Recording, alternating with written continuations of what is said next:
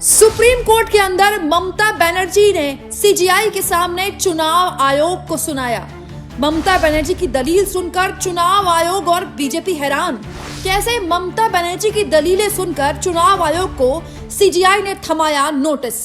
एक वकील के तौर पर ममता बनर्जी की शानदार दलीलें। सुप्रीम कोर्ट में एक वकील के तौर पर ममता बनर्जी ने कैसे चुनाव आयोग की धज्जियां उड़ाते हुए सुप्रीम कोर्ट के सबसे बड़े जज सीजीआई के सामने ये भी कहा कि जो न्याय है उसमें जितनी देरी हो रही है जनता के बीच में उतना एक तरह से चिंता पैदा हो रही है। दोस्तों, आज का दिन देश के इतिहास में हमेशा के लिए दर्ज हो गया, क्योंकि आज पहली बार देश के इतिहास में किसी राज्य के सिटिंग सीएम को कोर्ट में खुद एक वकील के तौर पर पेश होता है देश ने देखा है। और ममता बनर्जी अपने राज्य को जिस तरह से रिप्रेजेंट कर रही है सुप्रीम कोर्ट में, वो न केवल धुआंधार है बल्कि ये भी बताता है कि चुनाव आयोग वर्सेस ममता बनर्जी की लड़ाई किस कदर संगीन हो गई है। हालत ये हो गया दोस्तों कि चुनाव आयोग को जबरदस्त तरीके से लताड़ा है एक वकील के तौर पर ममता बनर्जी ने आज सीजीआई की अदालत में। आप जानते हैं दोस्तों, आज सुबह ही सबसे पहले मैंने आपको एक खबर दिखा दी थी। इसके जरिए मैंने आपको बताया था कि क्योंकि ममता बनर्जी खुद भी याचिका दाखिल कर चुकी है चुनाव आयोग के खिलाफ, उनकी पार्टी के कुछ सांसदों ने भी याचिका दाखिल की है। उस मामले में आज कोर्ट में सुनवाई होनी थी। ममता बनर्जी खुद पेश हुई है, क्योंकि वो एलएलबी है, वो खुद पेश हुई है कोर्ट में इस पूरे मामले में अपना पक्ष, अपने राज्य का पक्ष रखते हुए। और उसके बाद जिस तरह से उन्होंने चुनाव आयोग के वकील को धोया है, ये देखना दिलचस्प है दोस्तों।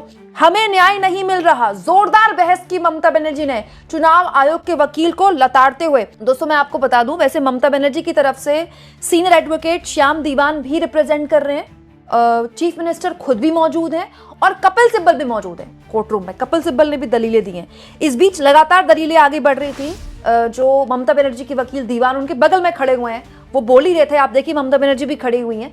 लेकिन इस बीच ममता बनर्जी बीच में आती हैं और ममता बनर्जी दरख्वास्त करती हैं कोर्ट से कि वो अपने राज्य को खुद रिप्रेजेंट करना चाहेंगी। ममता बनर्जी कहती हैं, मुख्यमंत्री, ये देखिए ममता बनर्जी ने कहा, क्या मैं स्पष्ट कर सकती हूँ, मैं उसी राज्य से हूँ।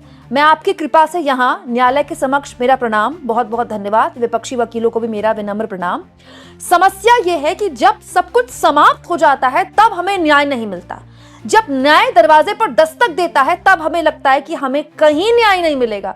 मैंने चुनाव आयोग को पत्र लिखे, मैं कोई महत्वपूर्ण व्यक्ति नहीं हूं, मैं अपनी पार्टी के लिए नहीं लड़ रही हूं। Sir, the problem is always our lawyers fight for the case and they're fighting from the beginning. We are also. But sir, when everything is finished, when we are not getting justice, when justice is crying behind the door, I quote Rabindranath Tagore, then we thought that we are not getting justice anywhere. So many times I have written 6 letters to Election Commission, including all the details, but no reply, sir. I'm a bonded labor, sir. Maybe I prefer that. I'm a very less important person. I prefer that. Sir, I'm from a common family, but I am not fighting for my party. मतलब ममता बनर्जी एक तरह से court के आगे पहले दरख्वास्त करती हैं कि मैं अपने राज्य का पक्ष रखना चाहती हूँ, लेकिन समस्या ये है कि न्याय आपके दरवाजे पर टकटकी लगाए बैठा है और जब न्याय नहीं मिलता तो जनता जो है वो मायूस हो जाती है। इसके जवाब में सीजीआई ममता बनर्जी से कहते हैं, पश्चिम बंगाल राज्य ने भी अपने अधिकार से याचिका दायर की है। इस न्यायालय के सर्वश्रेष्ठ वकीलों में से एक कपिल सिब्बल मौजूद हैं। 19 जनवरी को कपिल सिब्बल ने राज्य की कठिनाइयों और पश्चिम बंगाल की वास्तविक निवासियों के बाहर रखने की राज्य की वास्तविक आशाओं को स्पष्ट किया था। मतलब सीजीआई ममता बनर्जी से कहते हैं कि आपके वकील कपिल सिब्बल ने 19 तारीख को जब पेश हुए थे तो पहले ही जो चिंताएं थी पश्चिम बंगाल को लेकर वो स्पष्ट की थी। मतलब कोर्ट ये बता रहा है ममता बनर्जी को कि उनके संज्ञान में है जो ममता बनर्जी बात कह रही है। दोस्तों, इसके बाद सीजीआई बकायदा ममता बनर्जी और उनके पक्ष को ये भी कहते हैं कि आज आपकी पिटीशन में जो एडिशनल चीजें रखी गई हैं वो जेन्यून लोगों को जो एड्रेस किया जाएगा। Genuine person must remain among them, one of the ground. We are thankful to you that this issue has been raised that because of local dialect. हम लोकल डायलेक्ट की वजह से चीजों को समझ नहीं पाते, लेकिन जिस तरह से आपने मामले को रखा है इसके लिए हम आपके थैंकफुल हैं। इसके बाद दोस्तों सुप्रीम कोर्ट में ईसीआई यानी कि चुनाव आयोग के वकील द्वारा भी बात रखी गई। We have not served with pleadings, we will get instructions in a week. हमें एक हफ्ते में हमें इंस्ट्रक्शंस मिल जाएंगे, जिसके जवाब में सीजीआई ने कहा कि एक हफ्ता तो बहुत देर हो जाएगी। सुप्रीम कोर्ट में चुनाव आयोग के वकील को।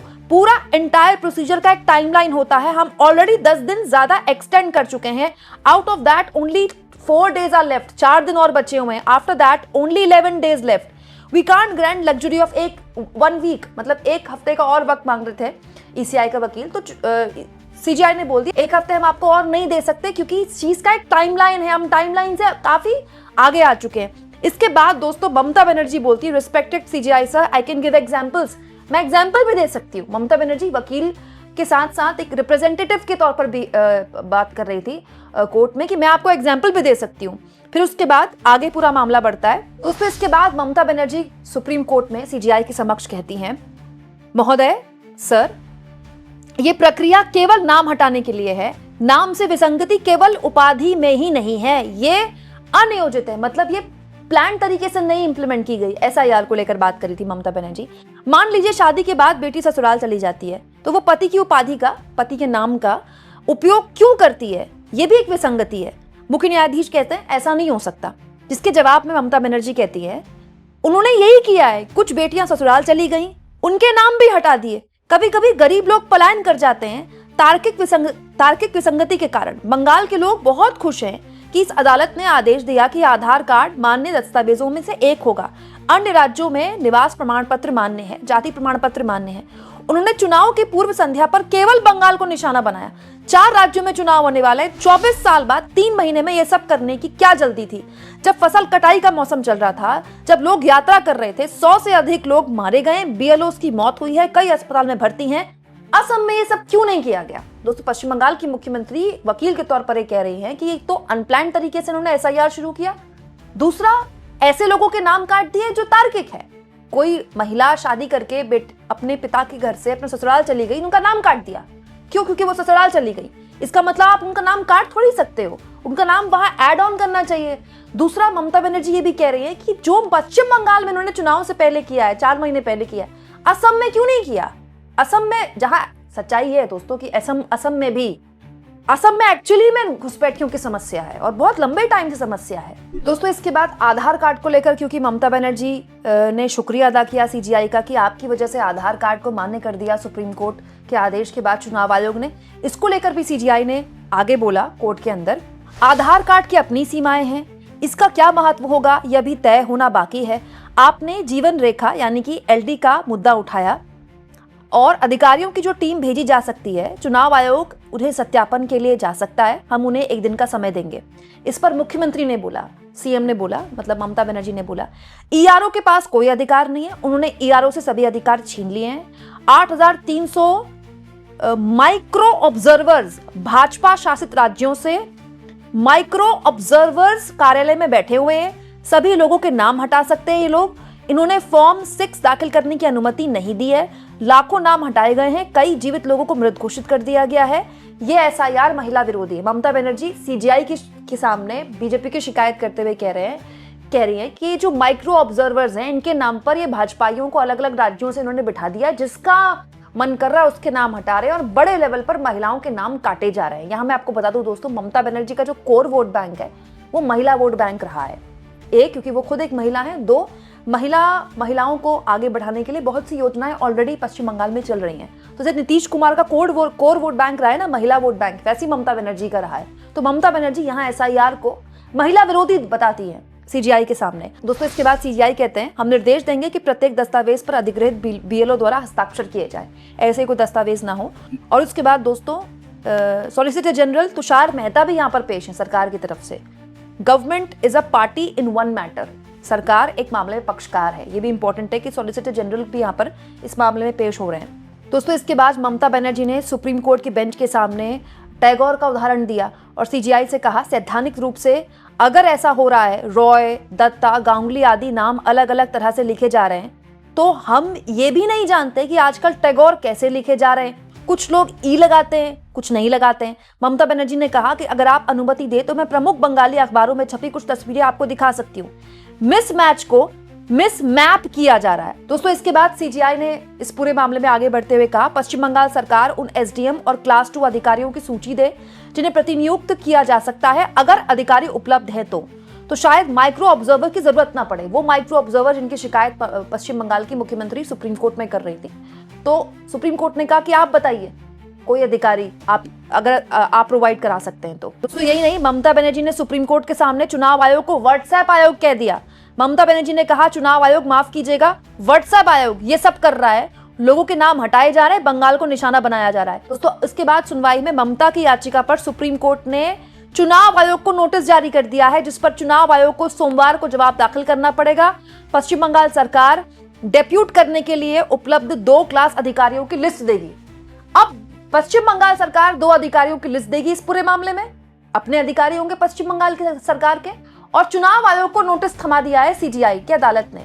यह एक बहुत बड़ी उपलब्धि है, जिसके बाद जब ये हुआ सब कुछ तो सीएम ने, ममता बनर्जी ने बोला sir we are very grateful, हम आपके बहुत शुक्रगुजार हैं। आप कह सकते हैं ममता बनर्जी ने यहां अपनी मौजूदगी दर्ज कराकर बहुत बड़ा संदेश दे दिया, पॉलिटिकली बड़ा संदेश दे दिया कि वो अपने लोगों के लिए सुप्रीम कोर्ट में लड़ सकती हैं, खड़ा होना पड़े तो खड़ा हो सकती हैं। दूसरा, उन्होंने एक जाहिर तौर पर दोस्तों एक अलग तरह का एक माहौल बनता है जब मुख्यमंत्री खुद खड़ी होती है। आप सीजीआई से डायरेक्टली बात कर रहे हैं, ममता बनर्जी ने बताया है विपक्ष के नेताओं को कि लड़ना है तो ऐसे लड़ना पड़ेगा। मतलब हालांकि कोई मामला अंतिम फैसला नहीं है, अभी तो ये मामला आगे चलेगा सुनवाई के तौर पर, लेकिन आप देखिए Mamata Banerjee as a political representative किस लेवल की लड़ाई लड़ रही हैं। ये कोई बहुत बड़ी जीत नहीं ममता बनर्जी के लिए कि चुनाव आयोग को नोटिस दे दिया गया और 2 अधिकारियों की लिस्ट मांगी गई, मामला अभी चलेगा लंबा। लेकिन जिस तरह से सीजीआई ने ममता बनर्जी की सारी दलीलें सुनी, उनको एक तरह से दरकिनार नहीं किया, यह बताता है कि एक पॉलिटिकल लीडर के साथ साथ ममता बनर्जी ने जो एलएलबी की पढ़ाई की है उसका देखिए क्या शानदार इस्तेमाल आज किया गया है। अब ममता बनर्जी इस आज की सुनवाई को अपनी जीत के तौर पर दिखाएंगी और दिखाएंगे कि देखिए चुनाव आयोग सहित बीजेपी दोनों को कैसे हमने कोर्ट के अंदर एक्सपोज कर दिया। आप इस मुद्दे को किस तरह से लेते हैं, कमेंट बॉक्स में जरूर लिखें।